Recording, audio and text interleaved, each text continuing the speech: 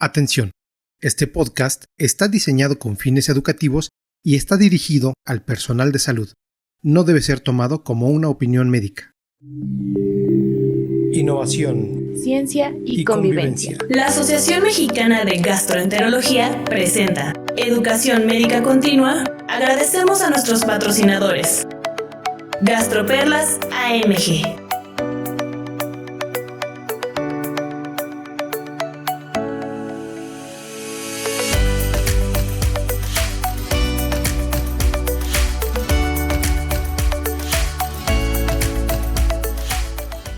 Hola a todos, bienvenidos a su podcast Gastroperlas AMG. Este es el episodio 110. Comienzo por agradecer a todos los laboratorios involucrados. En esta ocasión es Carnot, involucrados en la educación continua. Y el día de hoy hablaremos del uso adecuado de probióticos y posbióticos en diarrea en pediatría. Quiero presentar a mis invitados. Estoy muy agradecida que pudieron estar aquí. Primero al doctor Eric Toro Monjaraz. Él es pediatra y gastroenterólogo pediatra por el Instituto Nacional de Pediatría. Él es un experto en motilidad, es maestro en ciencias y forma parte también del Sistema Nacional de Investigadores. El doctor Rubén Peña Vélez. Él es pediatra por el Centro Médico Nacional 20 de Noviembre, gastroenterólogo pediatra por el Instituto Nacional de Pediatría y tiene un posgrado en obesidad infantil por el Hospital General de México. Actualmente él trabaja en el Hospital General de Puebla y también forma parte del Sistema Nacional de Investigadores. Bienvenidos. Muchas gracias. Muchas gracias. Muchas gracias Pues, por la invitación. No, un gusto para mí. Pues empezamos ahora sí que primero por algunos conceptos. Doctor Toro, ¿qué es un probiótico? Bueno, un probiótico, de acuerdo a la ISAP, que es la organización que se encarga de las definiciones justamente de todos estos bióticos, que es la Sociedad Internacional de Probióticos, Prebióticos, ¿no? La define como los probióticos son aquellos microorganismos vivos que cuando son administrados en cantidades adecuadas le van a conferir un beneficio a la salud del huésped, ¿no? Tomando en cuenta que estos microorganismos sean viables, también teniendo en cuenta el número o la cantidad de los mismos, ¿no? A veces es diferente la cantidad que puede haber en una presentación y otra, y muy claramente que tenga efectos benéficos demostrados en la salud del huésped. Ok, perfecto. Y doctor Rubén, ¿qué diferencias hay entre estos conceptos de prebiótico, probiótico y posbiótico? Muy bien, como ya bien comentó el doctor Toro, la ISAP fue la que se encargó de dar estas definiciones y actualmente un prebiótico se considera un sustrato que va a ser utilizado selectivamente por diferentes microorganismos y que nos va a dar un efecto benéfico al huésped, ¿sí? Ahora, tradicionalmente se pensaba que los prebióticos tenían únicamente efecto en el tracto gastrointestinal. Sin embargo, hoy día sabemos que estos efectos benéficos también van a presentarse en diferentes otros órganos o sistemas, como el sistema cardiometabólico, ya que reduce niveles de lípidos en sangre, funciones inmunológicas. Asimismo, también en el tracto, en el sistema mental, disminuyendo eh, diferentes metabolitos que pueden estar asociados a enfermedades mentales. A nivel óseo, por ejemplo, puede aumentar la biodisponibilidad de diferentes minerales. Tradicionalmente los prebióticos se basaban en carbohidratos, en oligosacáridos, en fibras, pero hoy ya sabemos que otras sustancias como polifenoles o incluso ácidos grasos poliinsaturados también pueden tener efectos prebióticos. Por otra parte, tenemos del otro lado los posbióticos. Los posbióticos son microorganismos que ya están inanimados o microorganismos que ya no se encuentran vivos, ¿no? Sin embargo, también presentan diferentes efectos benéficos para el huésped. Ahora, estos microorganismos pueden ser propiamente probióticos que durante su proceso, pues digamos que ya no están viables. Sin embargo, también pueden ser, digamos que metabolitos o componentes celulares de estos microorganismos, que de igual forma van a tener efectos benéficos en el huésped cuando se administran a una dosis adecuada. Ok, muy interesante. Doctor Toro, hablando ya en específico, ya más un poquito entrados en el tema de la diarrea, ¿cuál es el daño que hace a la microbiota una diarrea aguda? Bueno, esa pregunta es muy interesante porque en realidad cuando uno revisa el tema, hay muy poquitos artículos que hablan sobre la diarrea aguda y los cambios que hay en la microbiota intestinal, a pesar de que pues es una patología que observamos con mucha frecuencia y que finalmente los probióticos son una de las estrategias terapéuticas basadas en evidencia que han demostrado que disminuyen los episodios de diarrea, de evacuaciones en los niños o el número de días con evacuaciones diarreicas. Entonces, en este sentido, nosotros en el hospital hicimos un estudio de los efectos que tenía la diarrea en una población pequeña de niños con diarrea aguda y lo comparamos con controles sanos, porque pues sabemos que el tema de la microbiota pues tiene que tener siempre comparaciones con sujetos que no tengan la patología que se está estudiando. Entonces, definitivamente hay un cambio en la microbiota intestinal, hay una disminución en la diversidad de la microbiota intestinal y por lo menos nosotros en el estudio que hicimos aquí en la Ciudad de México, con las condiciones que tenemos aquí en la Ciudad de México, vimos que una vez que el paciente tenía diarrea, iba a predominar diferentes filas, entre ellas los firmicutes, las actinobacterias, los bacteroidetes y las proteobacterias. Aquí hay que tener en cuenta que tomamos a pacientes entre los 6 meses y los 5 años de edad. Y de los géneros de bacterias más abundantes, las primeras fue bifidobacteria, seguida por Fecalibacterium, y después otro tipo de bacterias como bacteroides y Blautia. Entonces, en términos generales, hay una disminución en la diversidad de la microbiota, pero eh, después de 15 días hay una recuperación de la misma. Aquí también es importante mencionar que esto depende de otros factores, ¿no? Como si el niño tiene una microbiota sana previamente o una microbiota que es capaz de recuperarse, que es resiliente, pues va a tener una recuperación de este microbioma después de un episodio de diarrea aguda, pero sabemos que hay un porcentaje de pacientes que no va a tener esta recuperación. Y entonces eso es lo interesante, ¿no? De los episodios de diarrea aguda, que no es simplemente el padecer la diarrea, sino que va a tener un efecto sobre la microbiota intestinal. Ok, sí.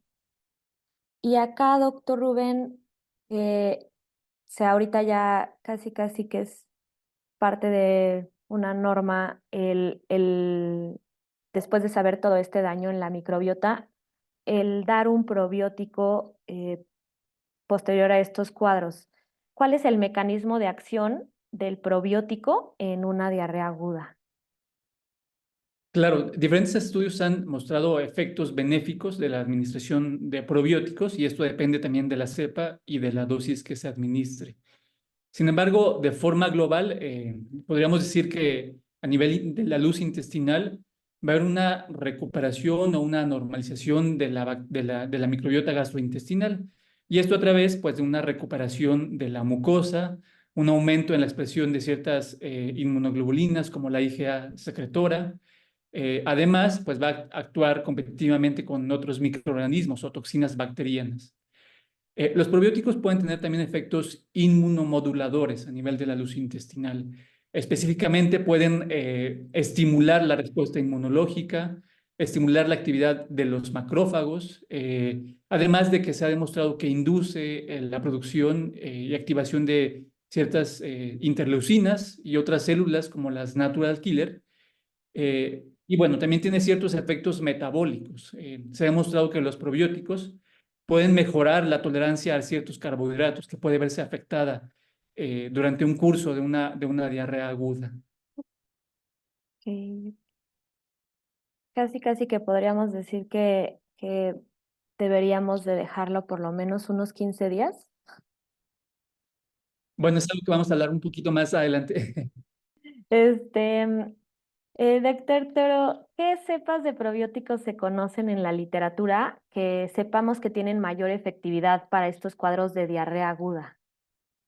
Sí, bueno, pues aquí también es muy importante que los profesionales de la salud sepan cuáles son los probióticos que tienen más evidencia desde el punto de vista preclínico, es decir, desde el punto de vista de ciencia básica, estudios en laboratorio, y que después se hayan trasladado al terreno clínico, ¿no?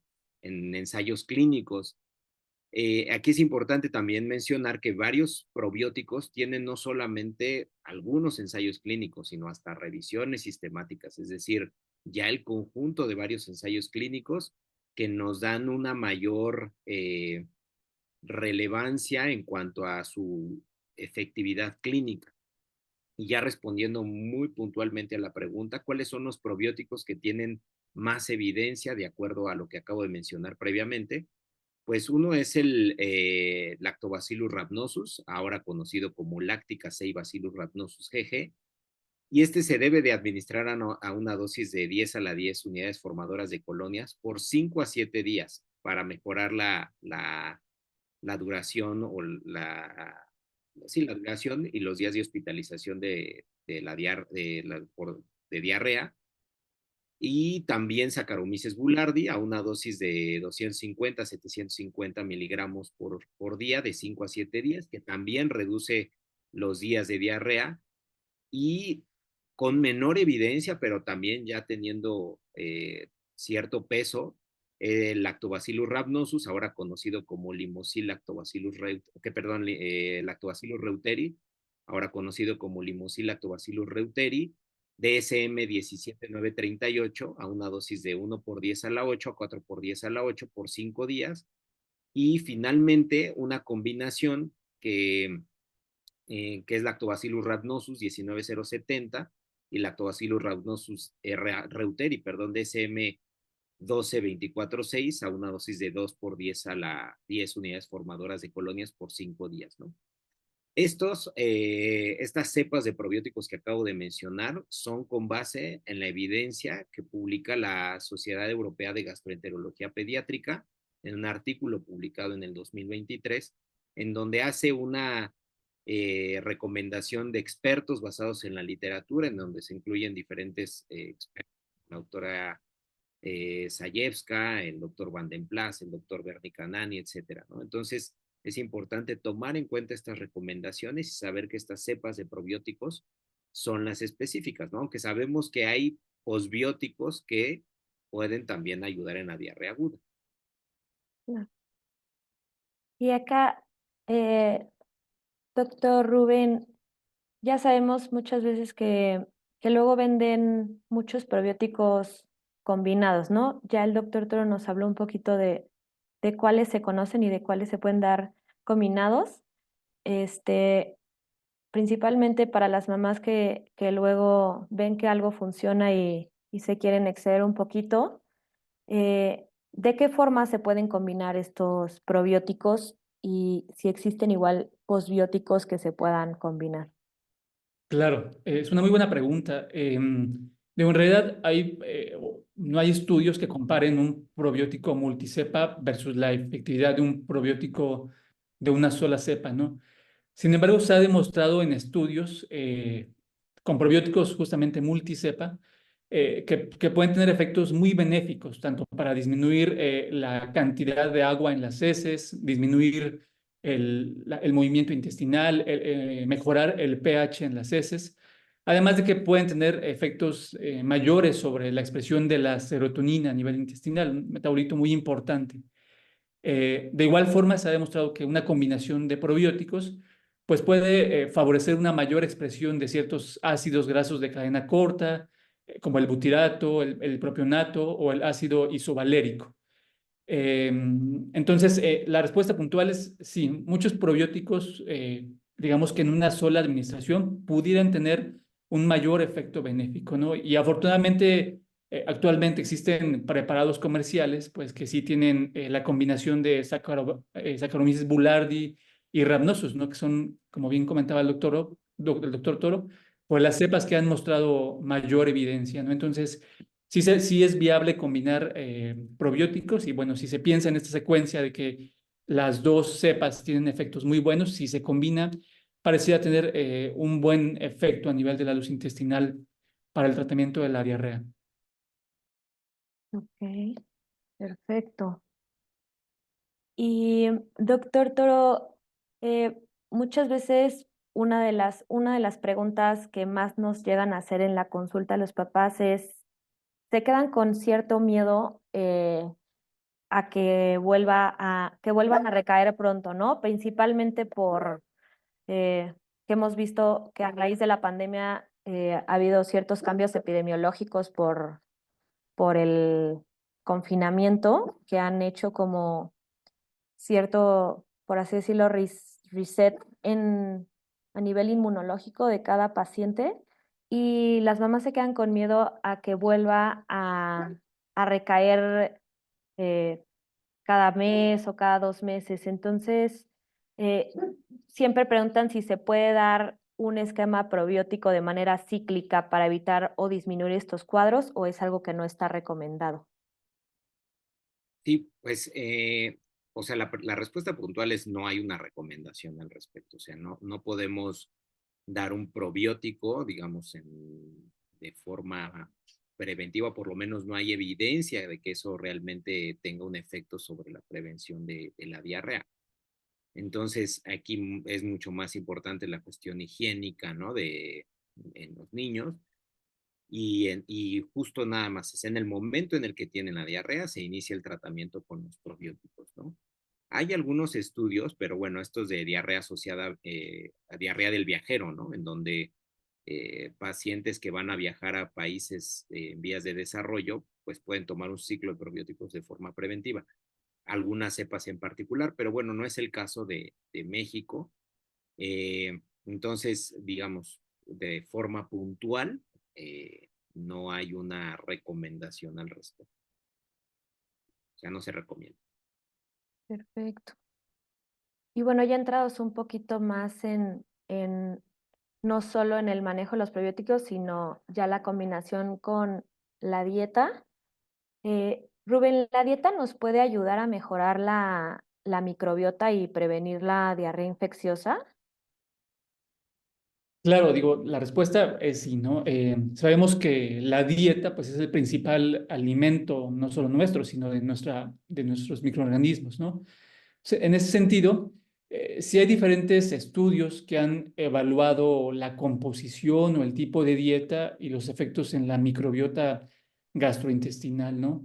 Y sabemos que una dieta que es alta en fibras va a favorecer la proliferación de ciertas cepas como las bifidobacterias o los lactobacilos o aumento en el número de bacteroidetes, ¿no?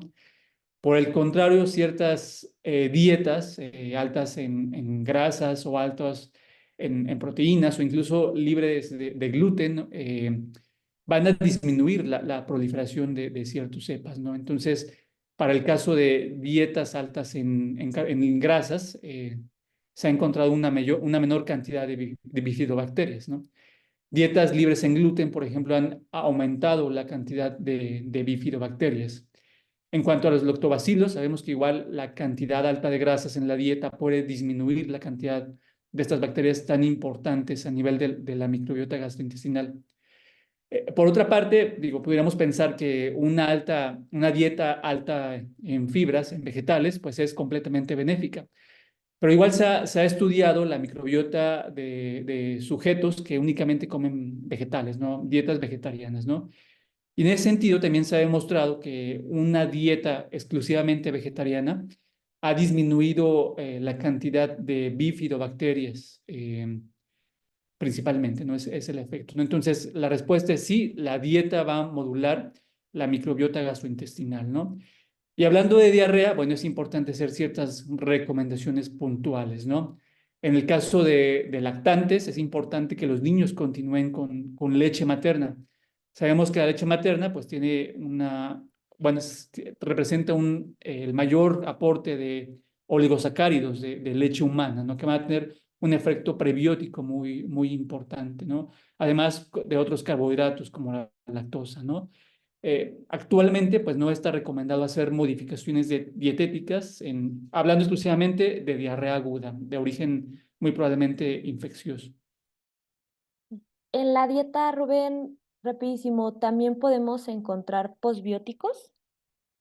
Eh, sí, principalmente en ciertos alimentos fermentados, ¿no? Digo, aunque no son posbióticos propiamente, sí pudiéramos encontrar ciertos metabolitos celulares. Ok, perfecto.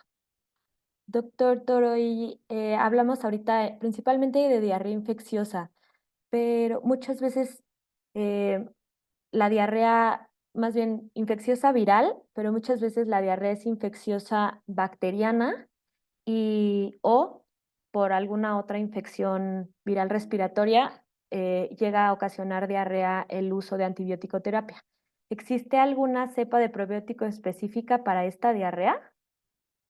Sí, bueno, remitiéndome otra vez a este eh, artículo de posición de la Sociedad Europea de Gastroenterología Pediátrica, pues son muy claros, ¿no? Que el uso de probióticos en diarrea asociada a antibióticos se debe de, o sea, sabemos que se debería de utilizar en todos los pacientes que consuman un antibiótico, ¿no? Un probiótico junto con un antibiótico. También sabemos que a veces los costos pueden incrementar, ¿no? Entonces podemos tener niños que eh, quizá no se puede adquirir el probiótico, pero sería lo ideal. Entonces hacen como la puntualización, si existen factores de riesgos como el tipo de antibióticos, sabemos que hay cierto tipo de antibióticos que es particularmente se asocian más a diarrea asociada a antibióticos, valga la redundancia. Unos son los macrólidos, otros son la amoxicilina con ácido clavulánico, que son antibióticos que se usan mucho, por ejemplo, en la consulta pediátrica. Si se va a usar mucho tiempo el antibiótico, la edad, la necesidad de hospitalización, comorbilidades asociadas o un episodio previo de diarrea asociada a antibióticos. Entonces, esos factores de riesgo habrá que sopesarlos y entonces se pueden recomendar dosis altas de Saccharomyces boulardii o Lactobacillus rhamnosus GG junto con el antibiótico el tiempo que se tome el antibiótico, ¿no? Ahí sí tiene que ser al mismo tiempo y esto con la finalidad de disminuir la probabilidad de que el paciente presente diarrea asociada a antibióticos o síntomas, porque no solamente es la propia diarrea, a veces es el dolor abdominal, náusea, síntomas que se asocian a la ingesta de antibióticos. Entonces, la recomendación sería, desde mi punto de vista, sí usarlo en todos los pacientes que vamos a dar un antibiótico, pero bueno, por costo, pues a veces habría que considerar estos factores de riesgo que ya mencioné previamente. Ok, claro. Y hemos tocado todo el podcast, no como tal niño sano, pero niño sano con diarrea aguda. Rubén, en pacientes inmunocomprometidos que presentan diarrea aguda, ¿está recomendado o indicado el uso de probióticos y posbióticos? Claro, es una pregunta un tanto controversial, ¿no? Y todo depende desde el ángulo donde lo veamos, ¿no? Sí se ha demostrado que ciertas cepas probióticas se han asociado a eventos adversos graves como sepsis, endocarditis, incluso abscesos hepáticos asociados al uso de probióticos. No obstante, estas infecciones pues son raras, realmente son informes de caso muy aislados y bueno, claramente se dieron en pacientes que tenían factores de riesgo muy importantes, ¿no? Como posterior a algún trasplante de órganos, terapias inmunosupresoras muy altas o pacientes con infecciones como VIH que desarrollaban SIDA, ¿no? Ahora, yo creo que aquí se trata de individualizar. Evidentemente, si tenemos a un niño con leucemia y tiene una neutropenia febril, bueno, sabemos que darle un probiótico puede ser muy riesgoso, ¿no? Y tener alto riesgo de alguna traslocación, alguna infección por la cepa que administremos, ¿no? Sin embargo, si sabemos que un niño con leucemia que no tiene nadir por quimioterapia, tiene un buen conteo de leucocitos, entre otros factores, ese paciente sí pudiera ser susceptible a la administración de algún probiótico, ¿no? En realidad aún no existen un documento de posición o recomendaciones por completo, pero en realidad lo que se recomienda pues es individualizar los casos, ¿no? Porque, bueno, de forma paradójica, pues los pacientes que más se pueden beneficiar del uso de probióticos, pues son ciertos niños que tienen cierto estado de inmunosupresión, ¿no? Incluso como recién nacidos prematuros de muy bajo peso, en quienes se ha demostrado claramente que los probióticos, por ejemplo, pueden disminuir el riesgo de enterocolitis necrosante, pues ellos de alguna forma también tienen un cierto grado de inmunocompromiso. Sin embargo, el efecto benéfico de prevenir la enterocolitis supera al riesgo de que tenga alguna infección asociada al uso de probióticos, ¿no? Entonces, en realidad aquí hay que individualizar a los pacientes, ¿no? Y en ese sentido, creo que aquí los posbióticos podrían tener un rol importante, ¿no? Ya que se ha demostrado que los posbióticos, al ser eh, microorganismos inanimados o ya no viables, pues pueden tener el mismo efecto al estimular el sistema inmunológico o producir incluso metabolitos antibacterianos, pues que pueden tener efectos benéficos, ¿no? Tanto para la diarrea como para otras patologías. Buenísimo. Y la verdad es que no, en este momento no tenemos más preguntas. Ha sido una sesión muy enriquecedora. Me gustaría que cada uno de los invitados nos diera como 2 perlas para poder cerrar la sesión. Pues uno, que el uso de los probióticos tiene su lugar en diferentes patologías, ¿no? No podemos indicar probióticos para cualquier cosa, para eh, diferentes patologías que a veces no tienen un sustento científico, ¿no? Entonces sí es importante establecer que los probióticos se usan en diferentes patologías muy puntuales y particularmente en niños, la diarrea aguda, la diarrea asociada a antibióticos, el tratamiento del cólico o del lactante, la prevención de enterocolitis necrotizante, la prevención de la diarrea nosocomial, ahí sí podemos usar probióticos. En la infección por Helicobacter pylori no bueno, hay una cepa, Saccharomyces boulardii, que puede incrementar la erradicación y ya, ¿no? Entonces, saber que hay diferentes patologías que podemos usar probióticos y las cepas son muy específicas de acuerdo a la patología que vamos a tratar. Bien, yo quisiera puntualizar hablando de la dieta, ¿no? Entonces, como comentamos, pues la dieta es el principal sustrato para la microbiota, ¿no? Entonces, debe seguirse favoreciendo la alimentación con leche materna, una alimentación alta en frutas, verduras, alimentos con contenido de fibra, que van a actuar como un sustrato para la microbiota gastrointestinal, como para los prebióticos que administremos, ¿no? Y por otra parte, pues hablar sobre los posbióticos. Creo que en ese sentido podemos utilizarlos en muchos pacientes y han demostrado que tienen mayor o una buena cantidad de evidencia para ciertas patologías, ¿no? Incluidos la diarrea, y se pueden utilizar en sujetos incluso inmunocomprometidos. Perfecto. Pues muchísimas gracias. No, gracias Gracias. a ti y gracias a todo el staff. Muchas gracias. Innovación, Ciencia y convivencia. La Asociación Mexicana de Gastroenterología presentó Educación Médica Continua. Agradecemos a nuestros patrocinadores. Gastroperlas AMG. Atención, este podcast está diseñado con fines educativos y está dirigido al personal de salud. No debe ser tomado como una opinión médica.